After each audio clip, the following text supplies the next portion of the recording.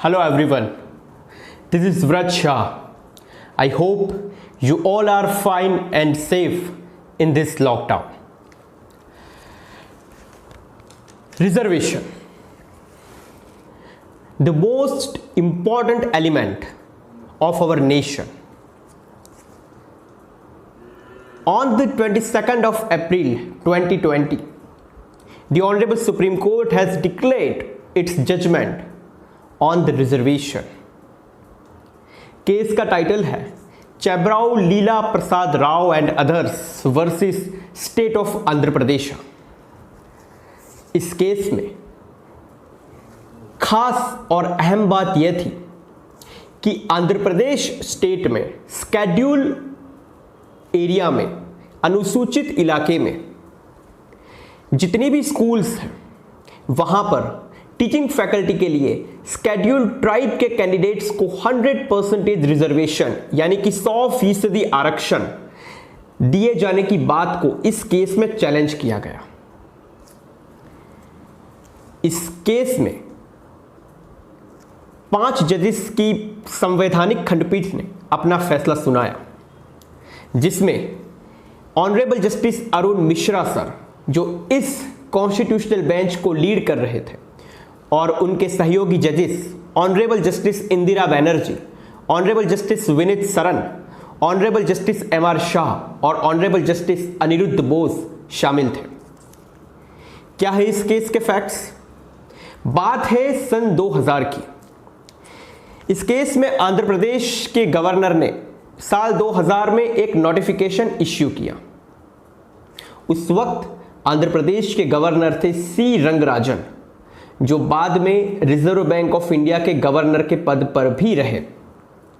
10th of January 2000 Andhra Pradesh के governor साहब का ऑर्डर नंबर 3/2000 के स्केड्यूल एरिया आंध्र प्रदेश के अनुसूचित विस्तार में जितनी भी स्कूल्स हैं वहां पर टीचिंग फैकल्टी के लिए, टीचिंग स्टाफ के लिए स्केड्यूल ट्राइब्स के कैंडिडेट को 100% आरक्षण यानी कि 100% रिजर्वेशन दिया जाए।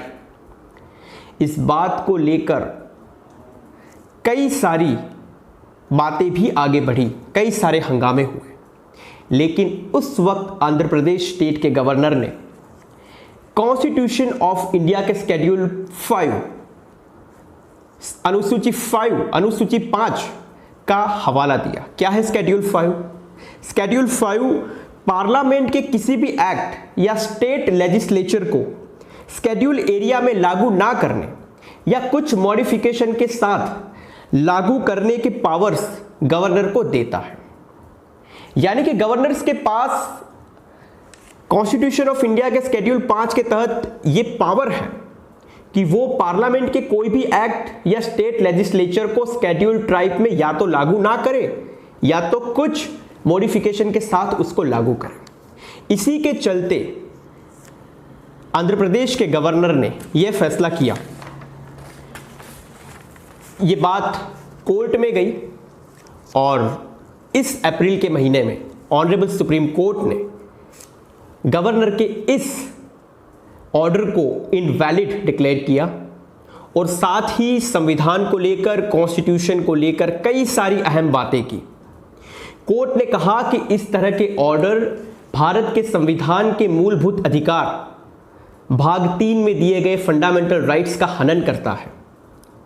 आर्टिकल नंबर 14 समानता का अधिकार, आर्टिकल नंबर 15 नागरिकों पर भेदभाव पर रोक, आर्टिकल नंबर 16 समान अवसर का अधिकार, इस तरह के फंडामेंटल राइट का वायोलेशन होता है। कोर्ट ने इस बात को भी कहा कि 100% स्केड्यूल ट्राइब्स के रिजर्वेशन से ना सिर्फ जनरल कैटेगरी के कैंडिडेट्स को बल्कि इससे स्केड्यूल कास्ट यानी कि एससीज और अदर बैकवर्ड कास्ट यानी कि ओबीसीज के कैंडिडेट्स के साथ भी अन्याय होगा।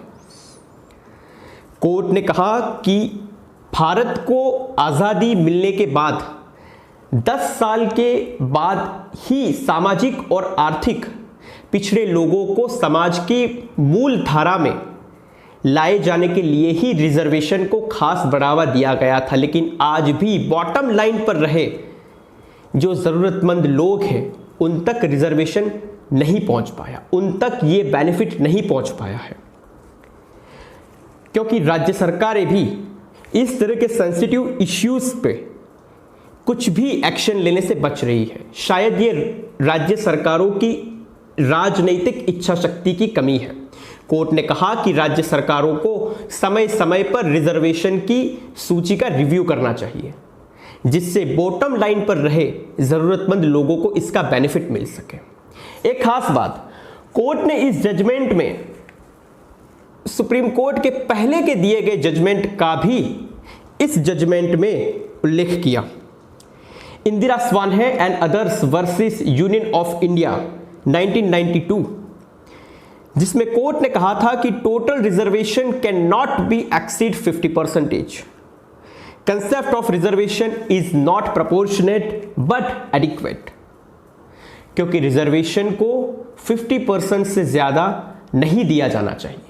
साथ ही कोर्ट ने M Nagaraj and other versus Union of India 2006 के जजमेंट से भी ये हवाला देते हुए कहा कि रिजर्वेशन की सीलिंग लिमिट ही 50% है, उसकी लिमिट 50% है, जिसके बिना आर्टिकल 16 में दिए गए इक्वालिटी ऑफ अपॉर्चुनिटीज के स्ट्रक्चर ही खत्म हो जाएगा। इस तरह की अहम बातें कोर्ट ने कही और खास ये कहा कि आज़ादी के 72 इयर्स होने के बाद भी ज़रूरतमंद लोगों को सरकारें उनके हिसाब से उचित लाभ नहीं दे पाई है। जो आरक्षण के हकदार हैं उनको आरक्षण ज़रूर मिलना चाहिए। कोर्ट ने कहा कि गवर्नमेंट के पास कॉन्स्टिट्यूशन ऑफ इंडिया के शेड्यूल 5 के तहत पावर्स है, लेकिन वो पावर कॉन्स्टिट्यूशन ऑफ इंडिया में पार्लियामेंट या स्टेट लेजिस्लेचर के बराबर है। इन शॉर्ट, गवर्नर के पास उतने ही पावर है जितने पार्लियामेंट या स्टेट लेजिस्लेचर के पास है। इसका मतलब कि कोई भी गवर्नर फंडामेंटल राइट्स को खत्म करने वाला कोई भी नोटिफिकेशन लागू नहीं कर सकता। साल 2014 में भारत में एक नए राज्य का गठन हुआ, नाम तेलंगाना। तेलंगाना राज्य के सरकारी वकील भी आंध्र प्रदेश स्टेट के इस फैसले के पक्ष में लड़ने लगे। गवर्नर साहब के इस ऑर्डर पर की गई जितनी भी नियुक्ति थी, उस नियुक्ति को कोर्ट ने बरकरार रखा और साथ ही आंध्र प्रदेश स्टेट और तेलंगाना स्टेट पर 5 लाख रुपए का जुर्माना भी लगाया और साथ में यह भी कहा, यह आदेश दिया कि आगे से आंध्र प्रदेश और तेलंगाना स्टेट इस तरह के नोटिफिकेशन को डिक्लेयर ना करें। The Honorable Court has also stated that even if the Andhra Pradesh State Regulation of Reservation and Appointment to Public Service Act 1997 would have been amended, in that case also providing reservation beyond 50% was not permissible। तो इसी के साथ the honourable supreme court ने, भारत के सर्वोच्च न्यायालय ने governor साहब के उस ऑर्डर को इनवैलिड, अनफेयर, अनरीजनेबल और इम्परमिसेबल बताया।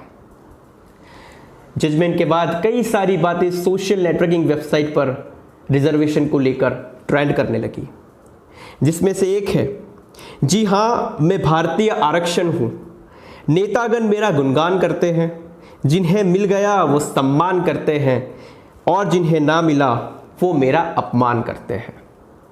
कोर्ट ने कहा कि समाज के पिछड़े लोगों को आज भी आरक्षण का उचित लाभ नहीं मिल पाया है।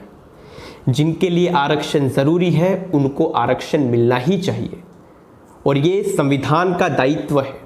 जनता के द्वारा आगे आए हुए जनप्रतिनिधियों का दायित्व है कि जिन लोगों को आरक्षण की ज़रूरत है उन लोगों को आरक्षण मिलना चाहिए। उसी से भारत के संविधान के आमुख यानी कि प्रियम्बल में दिए गए सोशल, इकोनॉमिक और पॉलिटिकल जस्टिस की बात को हम फुलफिल कर पाएंगे। तो ऑनरेबल सुप्रीम कोर्ट का आरक्षण को लेकर, रिजर्वेशन को लेकर ये बड़ा जजमेंट, जिसने काफ़ी सारी बातों को एक्सप्लेन किया है। अगर आपके कुछ डाउट्स थे तो आप मुझे कमेंट में लिख सकते हैं। Thank you so much.